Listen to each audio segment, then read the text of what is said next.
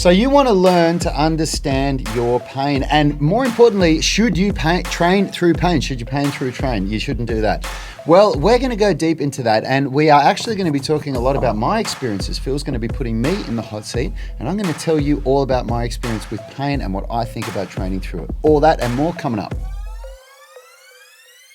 Hi everyone, in case we haven't met, my name's Rad Burmeister and I am back for my triumphant return. I am the co-founder of Unity Gym and the co-creator of the UMS, the Unified Movement System, where we take driven people and turn them into superhumans. Now, if you want to know how we get such amazing results with our members, we've got 3 ways that you can learn. You can grab our flexibility blueprint, our strength blueprint, or our nutrition blueprint. They're free downloads. There's a link in the description for all of them in this video. Now, as always, well, not as always, because I haven't been here for a while, but today I'm always joined. Here. Yeah, Phil's always here. He's not going anywhere. How you doing, I'm Phil? on the wrong side. You're on the wrong side? No, mate, this is my good side. Yeah, this is Rad's good side. side. This is my good side. I don't look as good from that Yanni's side. Have a look. Have a look. See that? Yep. Yeah, you're right. See, I look better. That side is rubbish. I wasn't talking to you. I was talking to them. Yanni's had me on the other side. Now I'm all out of sorts. I don't know what's going on. I don't do my hands. It's all very confusing. But excited to continue with this topic. I think it's such an important one. And if we didn't hit stop on the recording, I'd be here talking about it all day. So, Yep. Keen. Morning, Kumaran. Thanks for tuning in, brother. And for those of you that are watching, please smash that like button. Just smash it. And the one cool thing that I've set up on the podcast, which if you are not aware that we have a podcast, then you should be by now because we've been spamming it everywhere. One cool thing that I set up is that doesn't matter which platform you look at, if you go to the bottom of the description of the podcast, it has a send in voice message option where that will take you to Anchor, which is the people who I host the podcast through. And it opens up a screen and you just record a little question or a comment or anything into through your mic, and that will send us a question and we can answer you and integrate it into the podcast. So getting techie here, make the most of it. Yeah, free connection. So get on it, like it, and reviewing it would make such a big difference to us. So.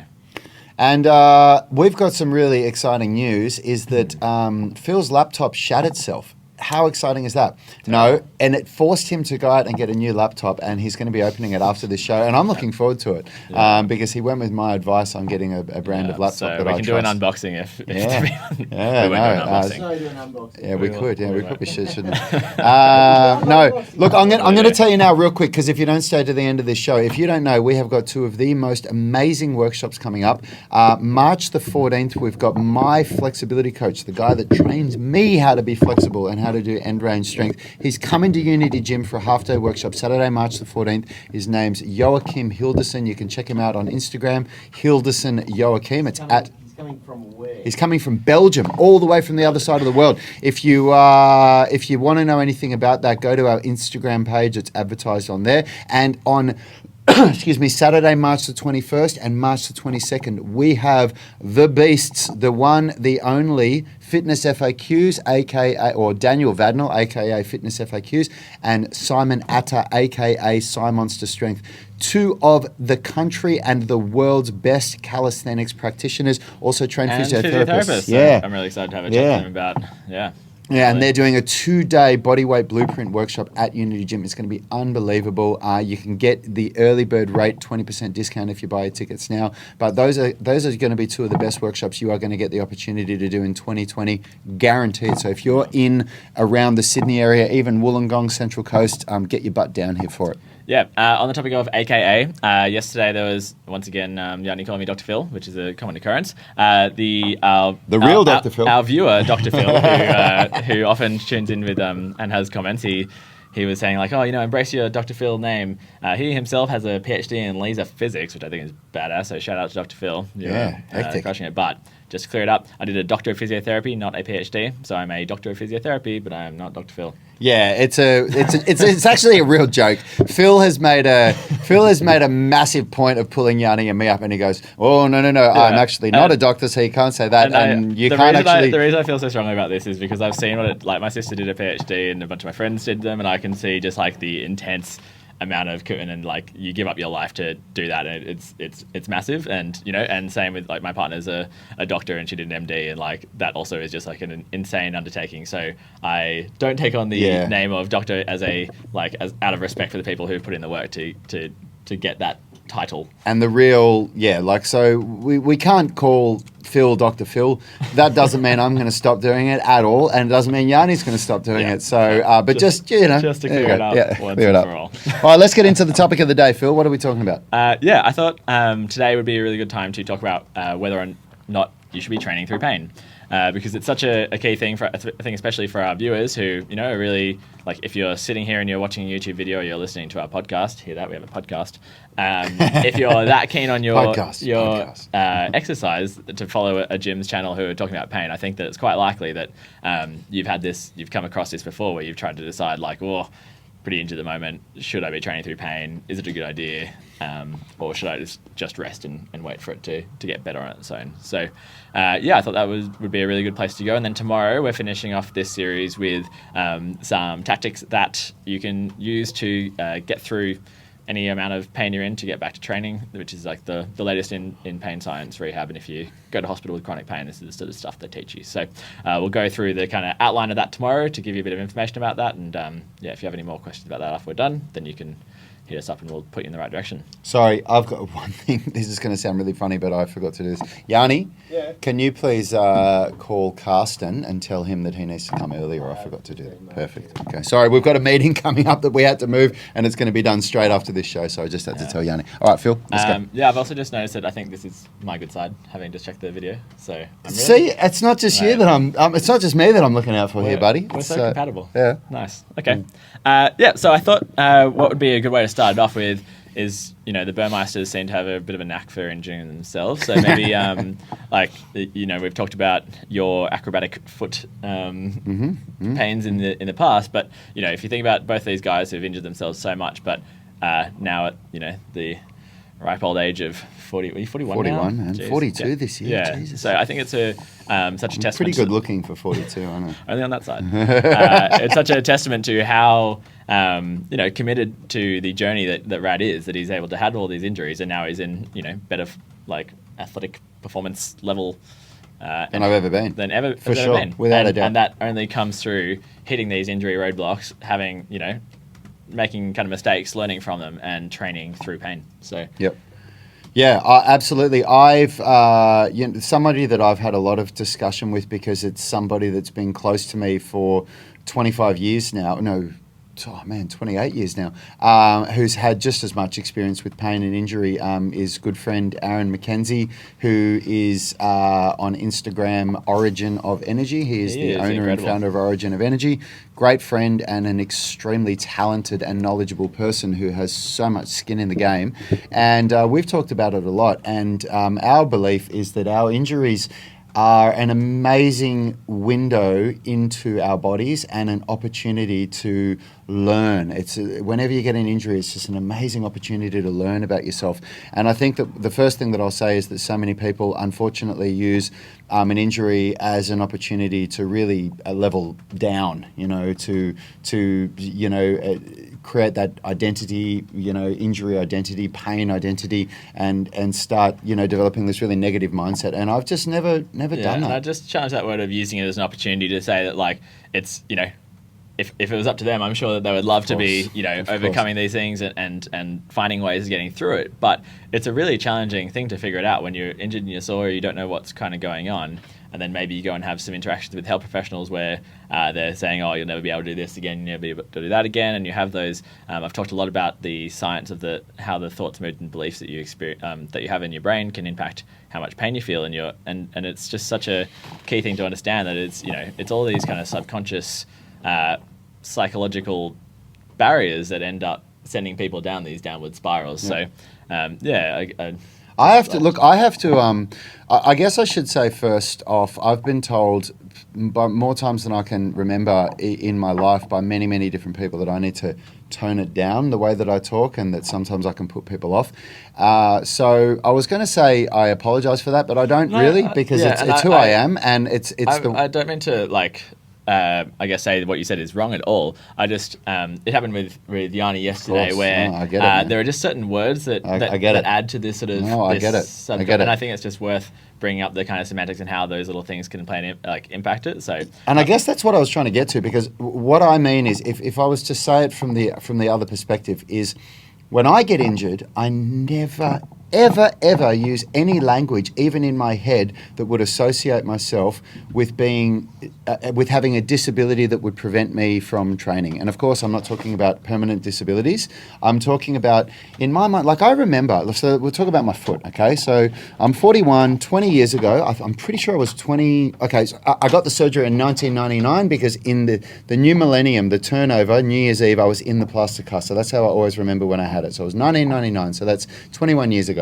And I remember I went to 3 orthopedic surgeons because it was a work injury. I was doing acrobatics at my work. I was a performer, a stuntman. And I went to 3 orthopedic surgeons. And the first 2 gave me this really bleak outlook on my future. They were telling me, you know, you're never going to do this again and you're going to have arthritis by the time you're 30 and blah, blah, blah, blah, blah. And in my mind, I remember, I'll never forget it. I was just looking at them and in my mind, I was just saying, fuck you, I'm going to get arthritis and piss off. I'm not going to be able to do this, this, and this. And I just walked out of their office saying, I don't want anything to do with you, mate. And it was the 3rd orthopedic surgeon that I went to that had a really friendly demeanor about him. And he was telling me, listen, statistically, this is what the data says, but people also do this, this, and this. And in my mind, I didn't care what anybody was telling me. I was like, that is not me. I am not that guy. I am not going to be the person that at age 21 can't do the things that I love. So tell me what you're going to do and then to fix it, and I'll tell you what I'm going to do to get over it. Yeah. So I guess that's what I mean. And a lot of people, unfortunately, don't develop that mentality. Yeah, absolutely. And I just, like to kind of like just hone in on those little differences where your use of your own self-talk and language and your own kind of inner communication is so key there, but so many people don't have that, and it's something that you can be aware of and you can change. And if you Critical. And if you look back on last week's talk with Yanni, and I think this one especially with Scott, where they're talking about tactics of, you know, changing those voices in your head and that story that you tell yourself, this is a really practical and such a useful application here.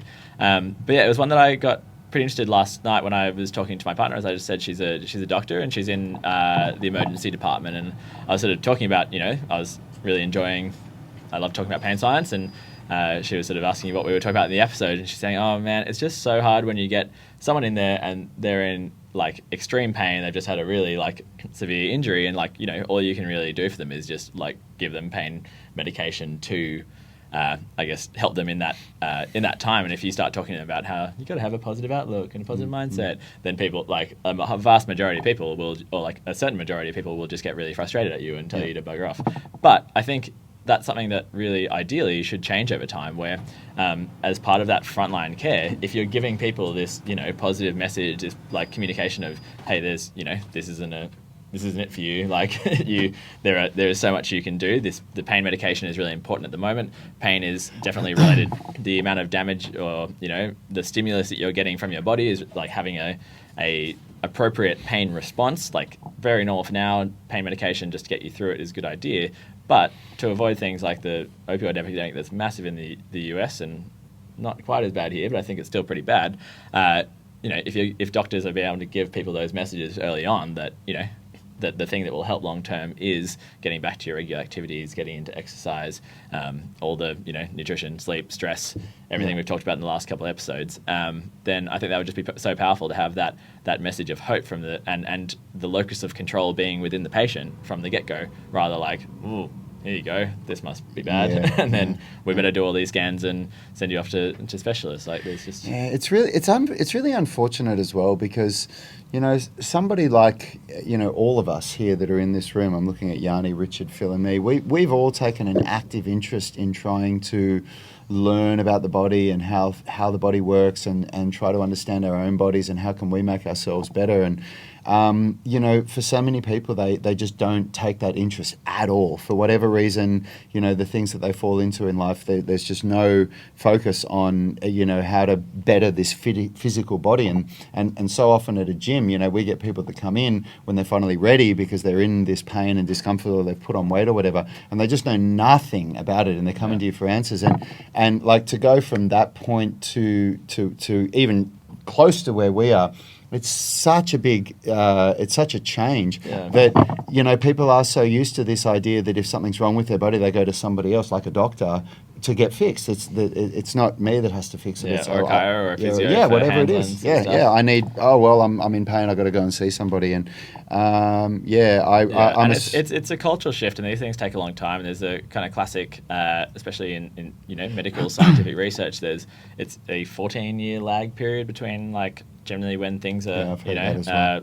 when a study comes out to when it's actually implemented, and you can see how long it would take to have this sort of change in a when you've got kind of like doctors and physios and people who have been doing the job for 30 years and have treated things in a certain way, to have this change, it really challenges their own identity of like what they can do for people, and it's going to I think be more it's of a going to be generational. generations. I was just about to say that. Yeah. We're 'Cause generations away from this kind of thing and I think really like being accepted. it's something that they so heavily emphasized in our degree, and like it was in our first week was looking at these 6 core concepts of pain, and that was like, welcome to physio, here's 6 core concepts of pain. Yeah, and wow. that's how, and then it was integrated into every subject we did. Mm-hmm. So I think that it will be a generational and I know our degree was particularly keen on it more so than other degrees maybe. Yep. So I think it'll be a sort of slow shift, but I think huge.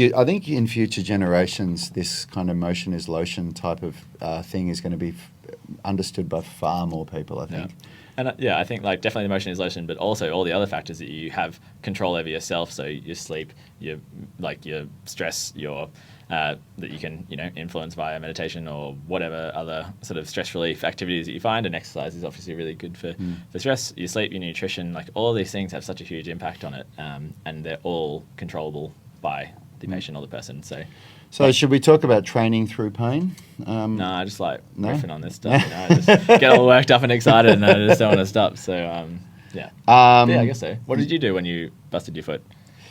There's that word, busted. Hey. Yeah, so I went to one physiotherapy session, and I knew nothing back then. Like I was a martial artist, and I knew nothing about the body except what I'd learnt with martial arts and through my own experience.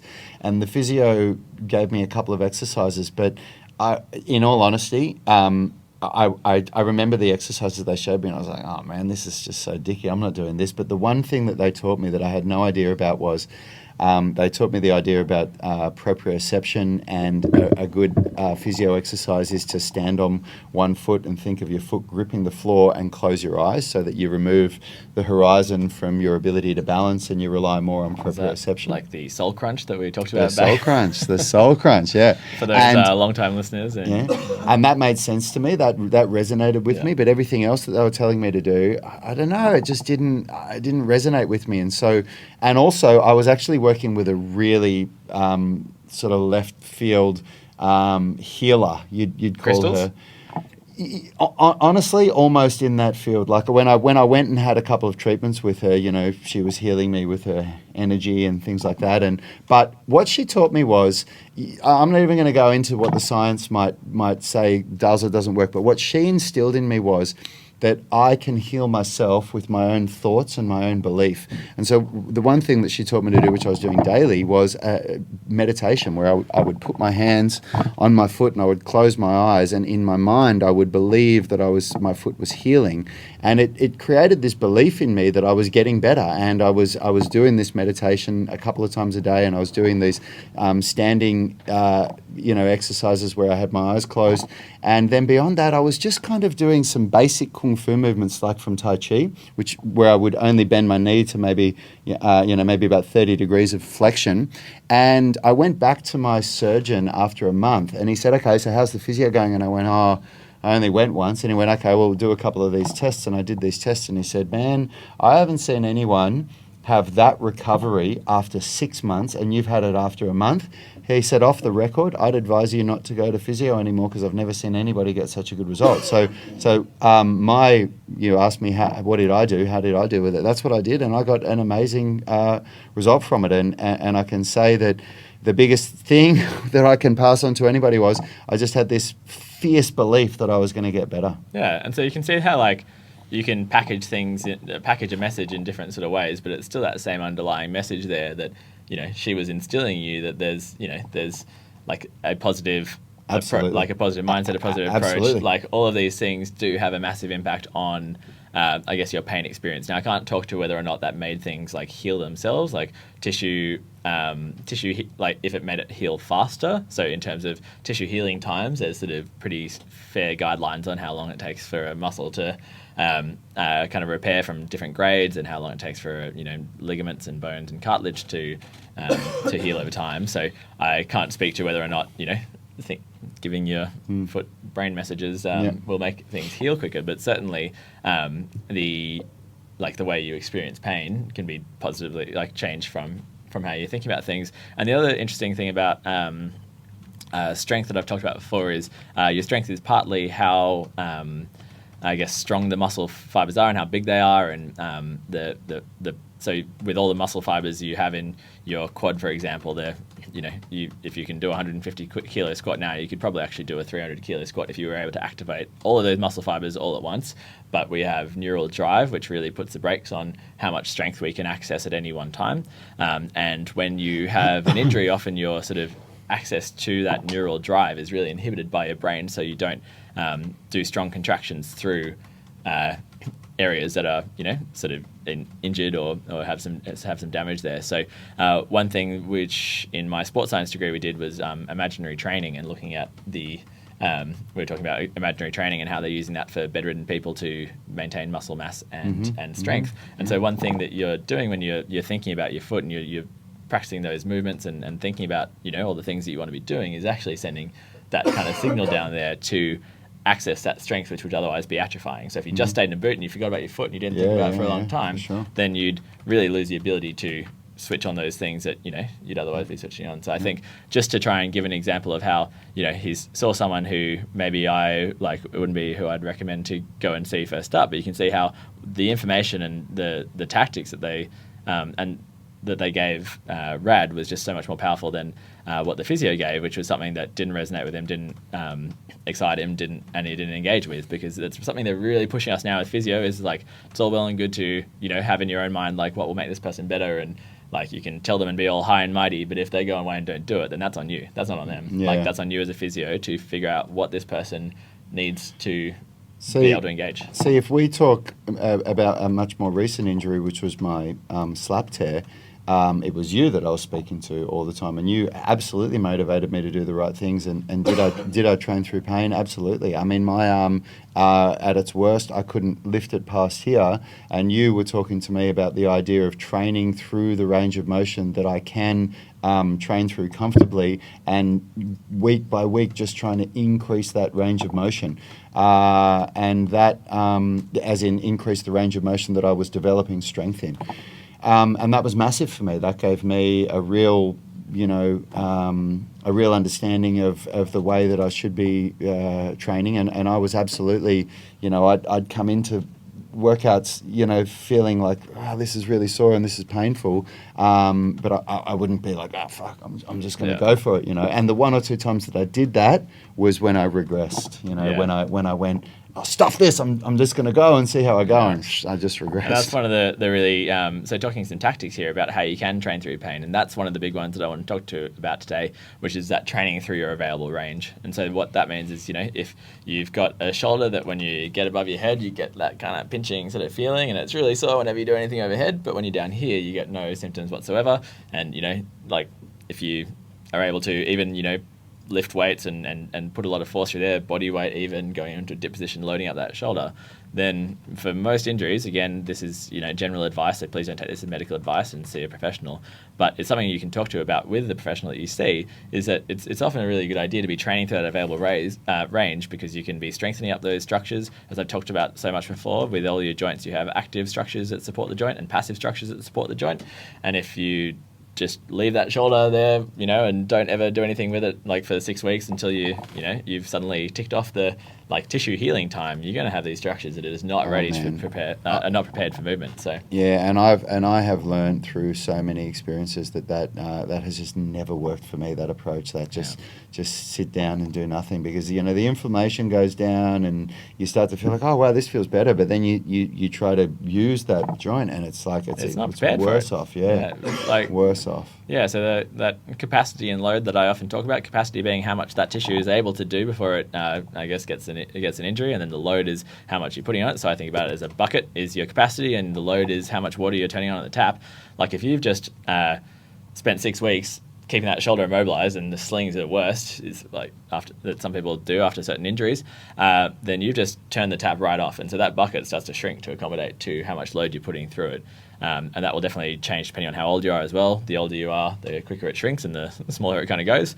And if you don't do anything and then you're at 6 weeks, you're like, bang, I'm ready. I'm like ready to go. Then you got this tiny little bucket. And then if you try and, do what you used to be able to do, you're going to be turning on that tap. It's overflowing. You're going to cause more injuries. So I think it's so key to understand that you can be training in your available range, getting that strength, and that's going to keep that bucket, it's going to keep that capacity at a level that when you come back out from the sling and that kind of being immobilized, or you're able to then access these sort of ranges of motion, that you're going to have this capacity that can that can start you off so much higher than you were if you didn't. Yeah, and I think that is this is where a lot of people really don't understand what to do with coming back from an injury, because even someone with my experience of being a trainer for 16 years and having trained myself for my whole life, really, when I the big injuries that I've had, the meniscus tear and the slap tear, both of those, I needed to speak to you about what that meant.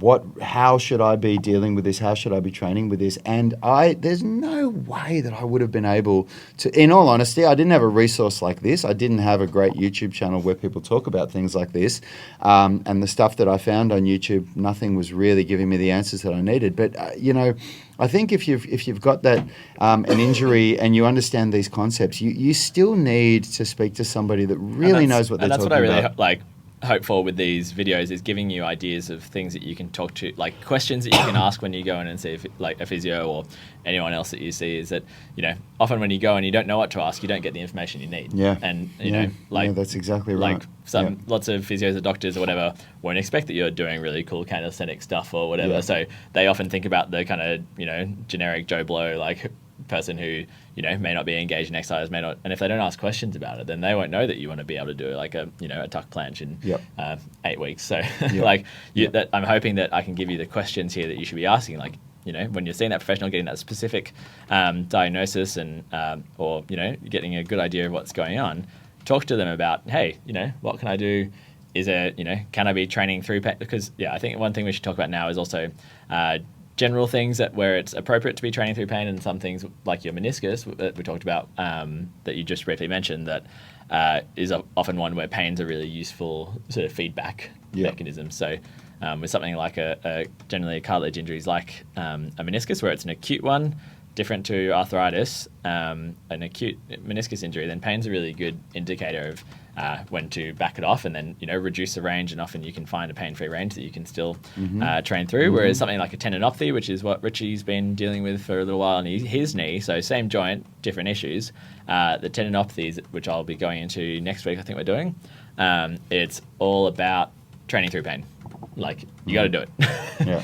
We're looking for pain. If you're not training through pain, you're not training hard enough. So for almost all cases. So I think it's a really good example of just how different these approaches can.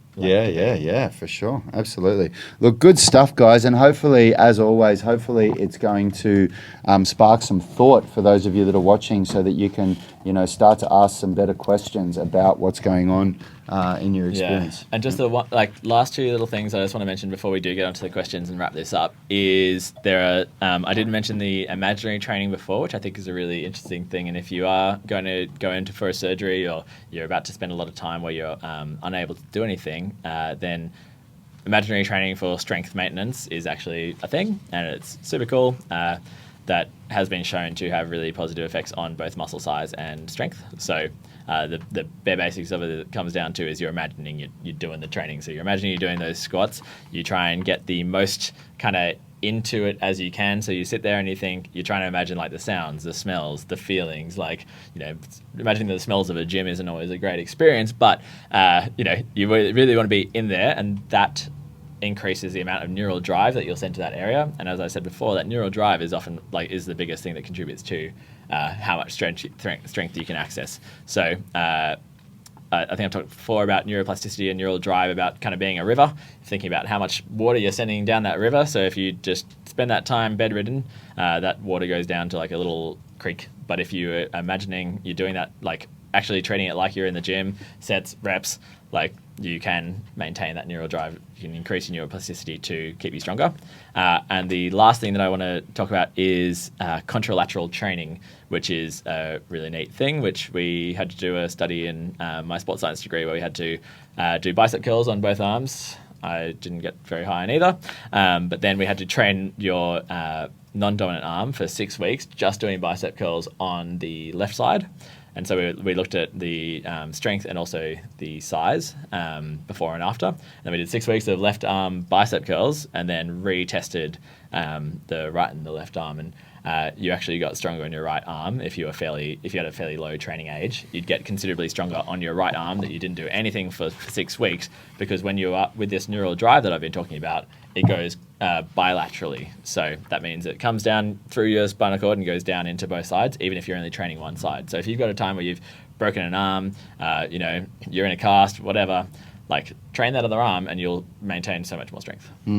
And I think, I've had a lot of people over the decades that I've been training, when they kind of like they're ticking so many boxes, but they're still not getting better. When they go, I'm turning up to the gym daily and I'm training for an hour and I'm doing this, but I'm not getting better. And I've said, in my own opinion and my own observation, I've said, you're not walking out of the gym and thinking about what you're doing enough. I think you're walking out of the gym and your mind is just switching off. For me, at the end of every training session, there's a period of time where I'm reflecting on what I've done, and I'm thinking, oh man, you know what? Like, I really didn't hit that set good enough. I should have done this. I should have done that. And my mind is thinking about how can I get better at what I just did. And that's something that just came naturally to me from back in my martial arts days, when I'd watch videos of Jet Li and whatever, and I'd be in my mind thinking about how can I kick like this and how can I do that. And I think that's where a lot of people are letting themselves down. Yeah, and I think when you're talking about that kind of reflective imagination and like remembering and reflective sort of stuff, like that's been something that's been used in skill development for such a long time, and it's like I think that's a really wonderful thing you can be doing, which will help your skill not only for in the gym, but like I use it for beach volleyball.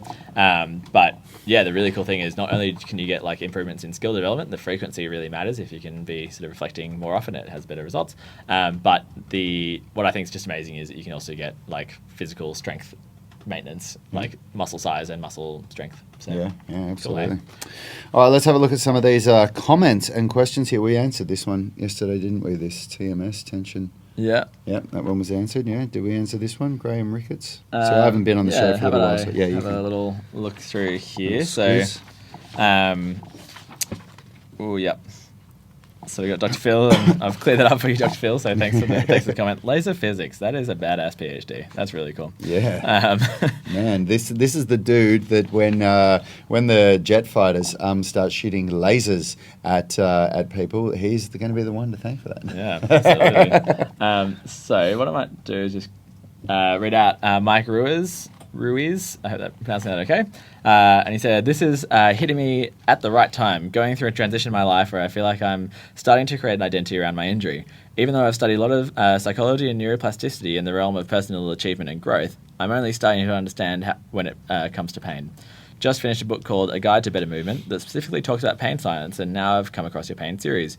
It's honestly exactly what I needed to hear. It's confirming my ability to get back to 100% without surgery. Don't worry, I made an informed decision of not getting surgery from deliberate consultations and research. But I do appreciate this series, and although some people might not have pain now, it does hit. This is a great series that will have great evergreen content they can access anytime. Thanks, guys. Thank you, Mike. That's really cool to see that you've been enjoying the shows that I haven't been on. Hopefully you'll... Yeah, he's just unsubscribed. Yeah, now that Rad's back, stuff this. Yeah, no, that's awesome. Thanks, Yeah, man. and he's also done another comment on the one where Yanni talks about getting chiropractic treatments as spinal masturbation. And he says it's okay to do it as masturbation, but it's not okay to do it if you think it's solving a problem. That put everything in perspective for me. Listen to the whole thing. Very informative content. Keep it up, guys. Thanks, Mike. Awesome. Thanks again. And someone else is saying, Cameron the Macaroon on our story is saying, cannot wait for this. See you guys in March to our, I did a story about the fitness FAQs and Simon's strength workshop. So thank you for that. Thanks for that awesome comment. Yeah.